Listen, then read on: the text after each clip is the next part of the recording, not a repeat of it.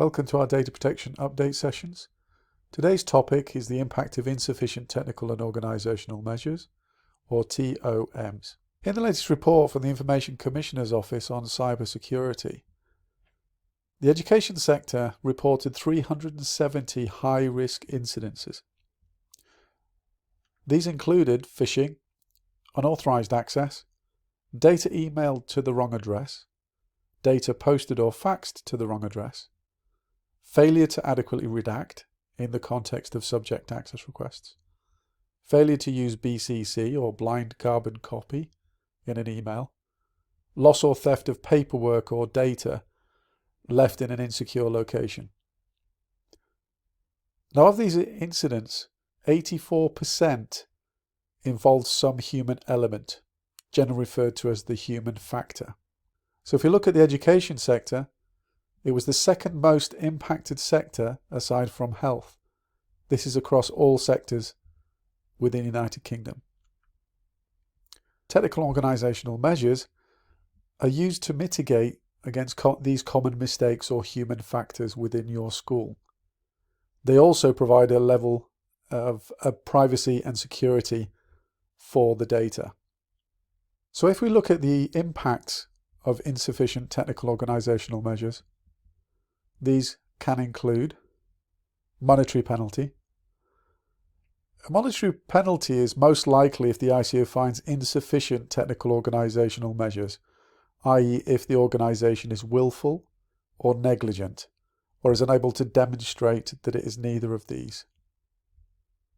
While there are still highly publicised fines, one of the more likely impacts on your school could be the loss of pupils, especially pupils placed, for example, with SEND requirements or SEND needs through the local offer. Instances of data breaches like hacking, phishing attacks, ransomware attacks, they're receiving a lot more publicity in both local news, national outlets, social media, which can have a severe impact on the perception of privacy at your school. Possibly result in increased subject access requests or freedom of information requests. Judicial remedy.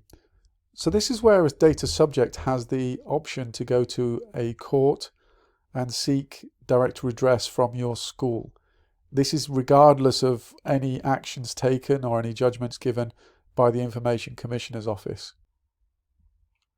So as a real-world example, a phishing email was used to obtain credentials of an Office 365 email account of a member of staff whose responsibility was to process the right to work information for contract staff and also DBS checks for permanent staff, contract staff, volunteers, etc. Even though the access to their email address was not in and of itself giving the individual access to sensitive data, because this individual was using their email address to file these right to work records and using their email address as a filing system instead of placing it within the appropriate areas such as secure drives or their MIS system, they were leaving it within their email system. So this then gave a structured, easily navigable structure within the individual's email address. And this was for over 600 data subjects. So in order for the organisation to evidence and demonstrate the technical organisational measures, not just prior to the breach, but also as a result of the breach, in order to limit or negate some of the effect on the individuals whose data was obtained, there were certain things that the school needed to do. So even though the Information Commissioner decided not to impose any monetary penalties on the school or any form of improvement notice on the school, the actual cost or administrative cost of that breach was over £14,000. So please bear this in mind, that even if the Information Commissioner does not impose a monetary penalty or fine, there are still consequences and there are still costs, indirect costs, associated with that breach. So far we've talked about what happens when you don't have adequate technical organisational measure. Now let's talk about what they are, what to avoid, and some useful resources for your school. So if we have a look at these technical measures, so these include encryption, that's of data, especially valuable if it's on equipment that is leaving the school grounds, laptops, mobile phones, handheld devices, etc. Antivirus software, obviously that will be installed on all devices.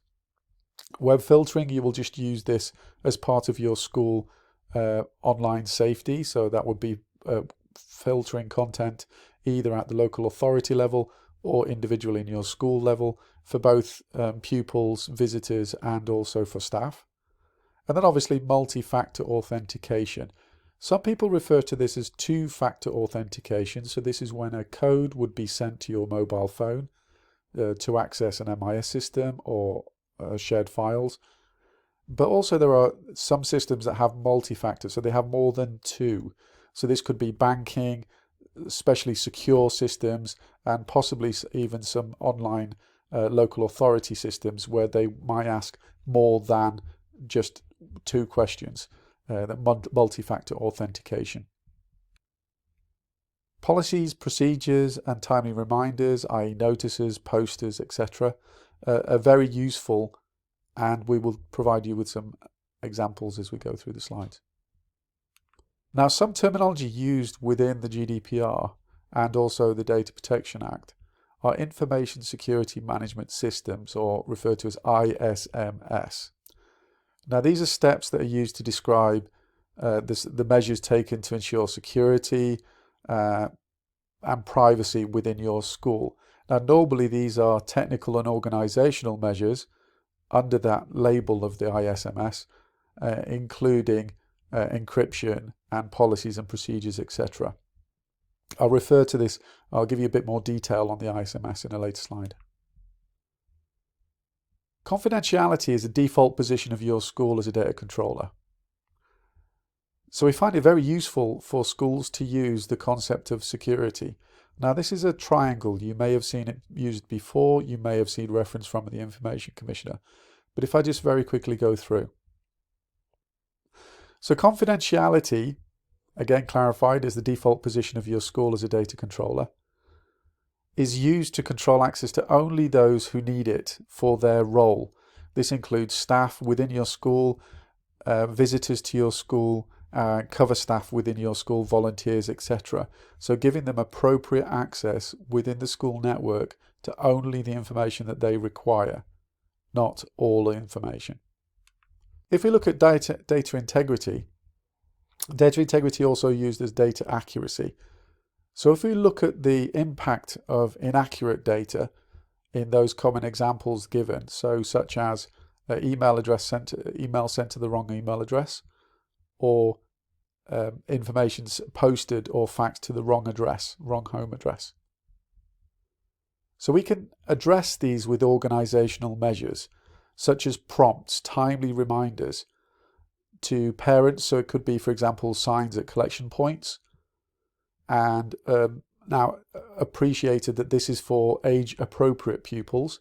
So in a primary setting or prep setting, you might say collection points or on the parent notice board. In the older settings, this might be a message that you put on the parent portal or the pupil portal. So for example, to quote them, are our medical records and emergency contact details up to date for your child?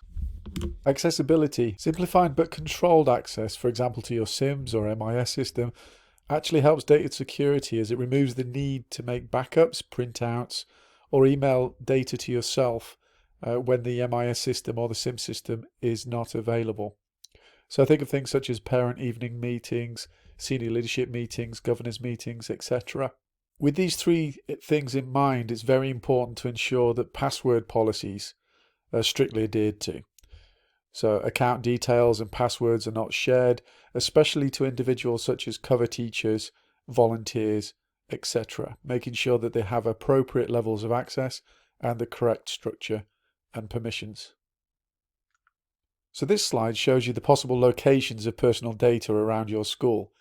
Now we don't have time today to go through all the points and their technical and organisational measures used to control each point, but I'm just going to choose three key ones in our experiences within schools.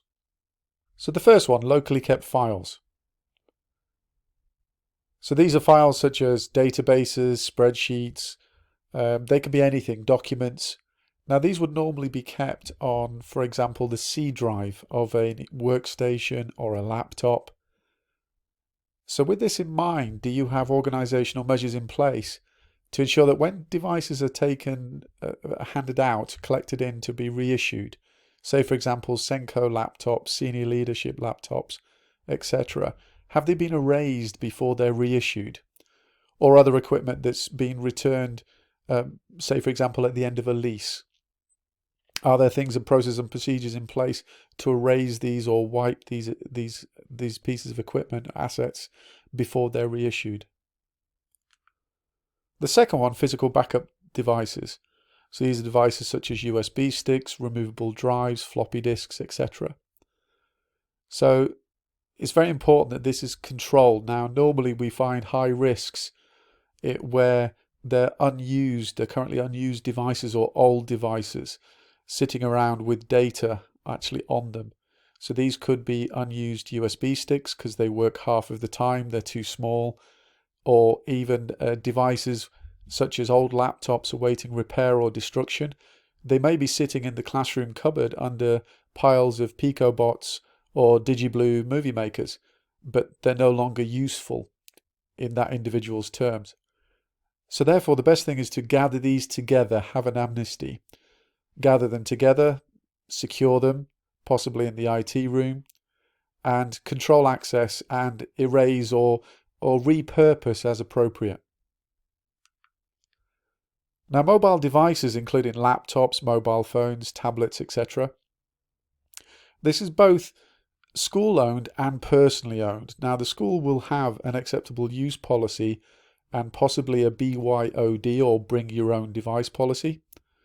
Now, this will control what users will, basically what data they can control on their personal devices, or what data can be stored appropriately on school-owned devices.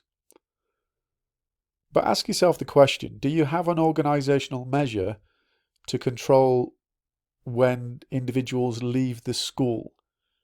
So just for a point of example, if you had an organisational measure where a leaver signed a declaration, such as I've returned all school equipment and destroyed or returned any personal data belonging to the school, this could be a very useful organisational measure in order to control and also demonstrate that there is some consideration there to mitigate that risk of data when an individual leaves the school. Just a quick slide to cover some of the risks associated with remote working, especially in the current climate. So when your IT department issued equipment for home working, now did they give local admin rights to users? Now this could have been used to quickly resolve issues, or it could have been to quickly reuse classroom laptops to make them usable for staff members. So if this was the case, and they did give them local admin rights, the question then to ask is, what were they able to do? So these users with the local admin rights would have been able to install software, listen to music, play games, or do online banking. Now they may have also saved data, personal data about themselves or the household, also to that laptop whilst they were remote working. A home working or acceptable use policy would help control personal data on these actual devices before they're reintegrated back into the school network, but unfortunately it won't catch everything. So we do have, and it's available on the resource kit, in terms of returning to work, remote workers returning to work, and also remote workers continuing to work remotely, handouts just as pointers for reminders to both the staff receiving the laptops and also to staff actually handing them back in again or reconnecting them back to the school network, just as some useful reminders for you. So just to continue with the risks of remote working. So temporary methods of access and data sharing, obviously they were needed to quickly address working from home in the current circumstances.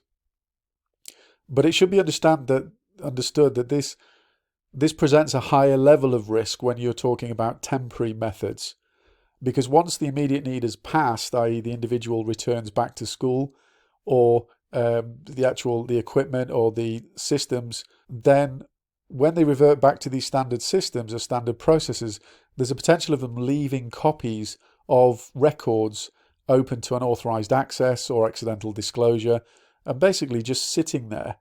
So these could actually be, for example, if you use Dropbox accounts, or if you used emails to temporarily send information between yourselves and, for example, the local authority HR team, or other staff members, senior leaders, etc., within the school to share information. Where are these things? And obviously, in terms of how are we going to prevent access to them, and how are we going to control the information that's within them? So we could use organisational measures, such as documentations of temporary methods used. So also in terms of procedures and policies in terms of returning them. So clearing them down, decommissioning temporarily transferred methods. I'd just like to use this opportunity to cover a common issue that I see when I visit schools. Now, what I would just do is emphasize the fact that staff records, ex-staff records, you have a legal obligation to treat these as if they were current staff records. So basically, whilst you are a lawful basis for holding and storing those records, you must keep them secure at the same level of access and the same level of control if they were current staff. So just a couple of issues that I see when I highlight and I review these systems. So lack of access control to access ex-staff records. So this is basically in terms of they'll take the archive boxes and they will store them in the standard archive room. So any staff going into that room, for example, to retrieve a ex-pupil record or review an ex-pupil record, within that same room they also have ex-staff records, medical conditions, pay scales, salaries, etc. So it's appropriate to have them either tamper seal on them that shows that they have been opened. Another one is lack of control during transport or external archives.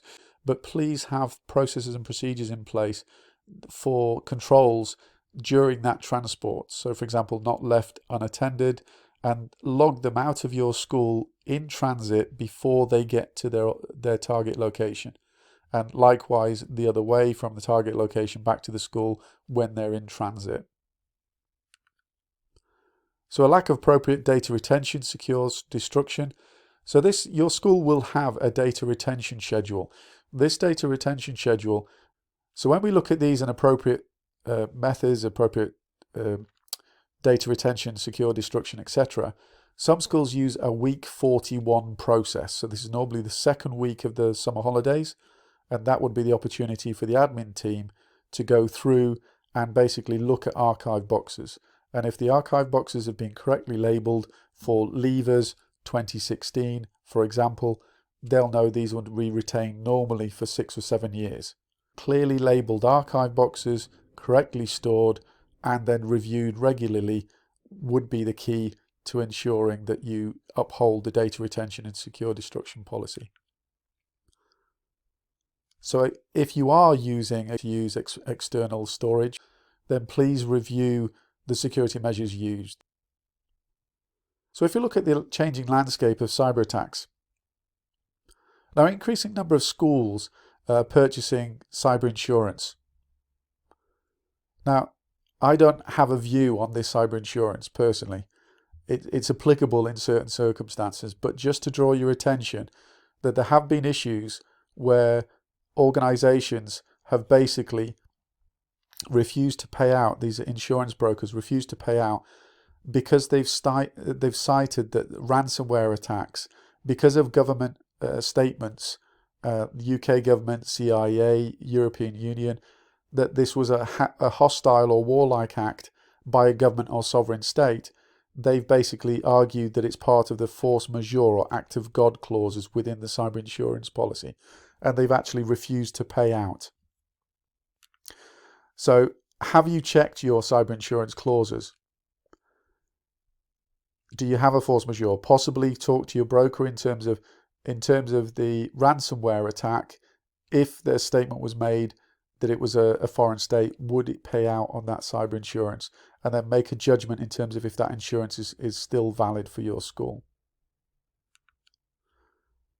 Now, education is being targeted by ransomware attacks. Now, the National Cybersecurity Centre basically produced a report of education being attacked for ransomware, malware and ransomware. And basically they've created a report, which we will discuss a little bit later. We have a slide for the dedicated resource. But my question is, when did your school last perform a backup restore? Now, the backup, your school backup, is the best tool against a ransomware, because if the ransomware encrypts your actual school data and then ransoms the key to unlock it all, normally the best step is to delete the data and restore from your school backup. There's nothing worse than when you go to do this that the backup is not valid or doesn't have the data on it that you're looking for. So please ensure you've restored your backup. It contains the information that you receive, and that should be done at a regular interval, at least once a year. We'll cover more on the resources of the National Cybersecurity Centre and some other guidance on malware and ransomware attacks in the following slides. So now, just to give you some resources, and these are referring to resources that are linked to for this video. So if we use the Information Commissioner's Office released posters on a toolkit, and within the toolkit there are obviously numerous posters, and what we've done on this slide is we've chosen 4 key posters. We've addressed which risks that they refer to and possible locations that you could place them around your school. Now, timely reminders are very valuable in terms of within the school day. They're a demonstration of an active approach to a privacy culture, and they're also very good in order to answer those common mistakes from the very first slide in this presentation. So the grid is provided separately as an excerpt, and the posters themselves, the ICO toolkit, can actually be printed out in A3 or A4 form, and they'll be linked also to the resources attached to this video. We've also provided a copy of a data walk. Now, a data walk can be performed by a member of staff at any point. Normally it should be unannounced, and these data walks are basically a way of walking around the school, a little bit like a learning walk, but you're looking and making observations based upon the day-to-day operation within the school, such as are there filing cabinet drawers that could be locked not being locked. So this could be at lunchtime or after school. Doors, lockable doors, drawers, things left on desks, data collection sheets, etc. So this allows us to fill in this form and demonstrate that there is an active policy, an active process, an organisational measure to ensure the school has a privacy culture. Now, the fundamental principle of the data walks are not to use them as a tactic or anything for staff performance reviews or anything like that, more of a questioning friend.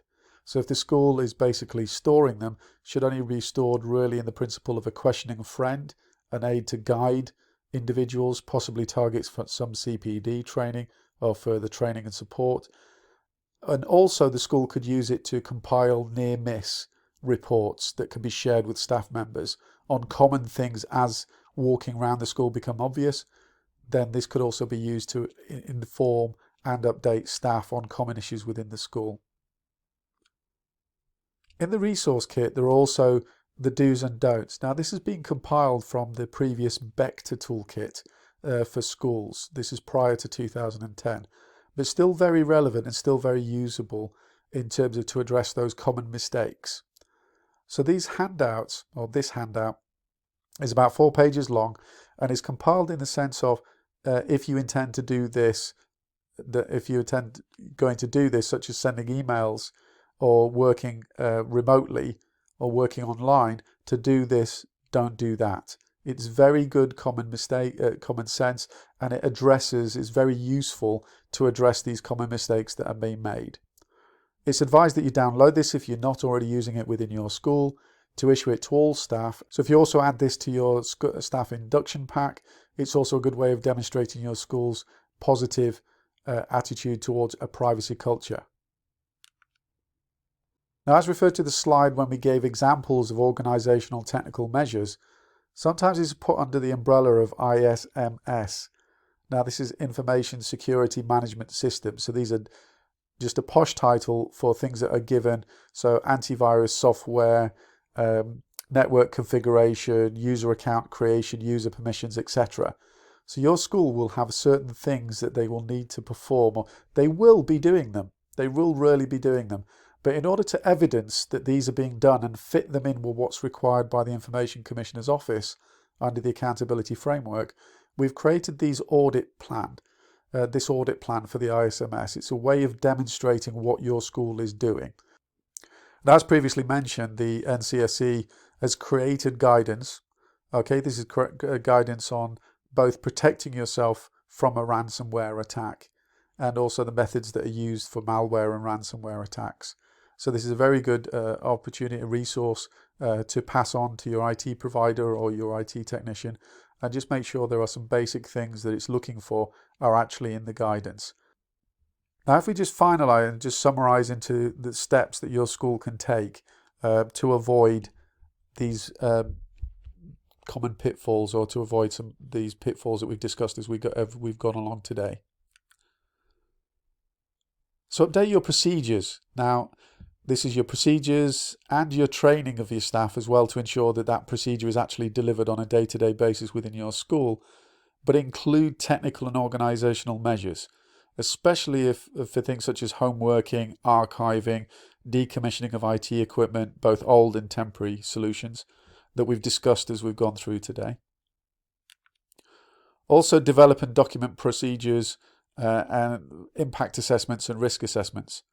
Now, these are key components to demonstrating adequate technical or organisational measures, if asked under the accountability framework. Now, these would normally be completed in tandem with with the support of your data protection officer for your school, or at least your school's data protection lead. So it's a little bit like safeguarding. You're basically evidencing that you've reviewed the risks, you've put things in place to mitigate the risks, and therefore if something does happen, it's not a standard, or it's not an everyday occurrence within your school. It was an exceptional circumstance. So we also assess basically the current position in cybersecurity and physical security. So as we discussed, if you have insurance, confirm the status of the force majeure or the act of God clause within the insurance policy. Ensure you have good documentation. Now, this is key. Obviously, there's been many things that are key, but this is one of the fundamental ones. The documentation is a way of you evidencing that your training provided and the appropriate technical organisational measures that you've employed within your school.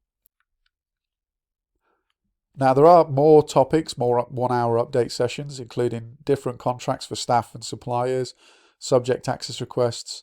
If you'd like to run these sessions, or if you'd like us to run these sessions for you or access the videos, please get in touch with Rianne and register your interest through the Minerva forums. You can also request a free data protection in schools toolkit, and you can do this by sending an email to the email list at the bottom for Darren Rose at dhrconsultancy.co.uk, and this will be shared. It's a live shared drive. So we're always adding resources to it. It's constantly changing, hence why we need a link. So if we do need to let people know that there's additional resources added, we can do that. You can unsubscribe at any time. We also offer services, including training and DPO services.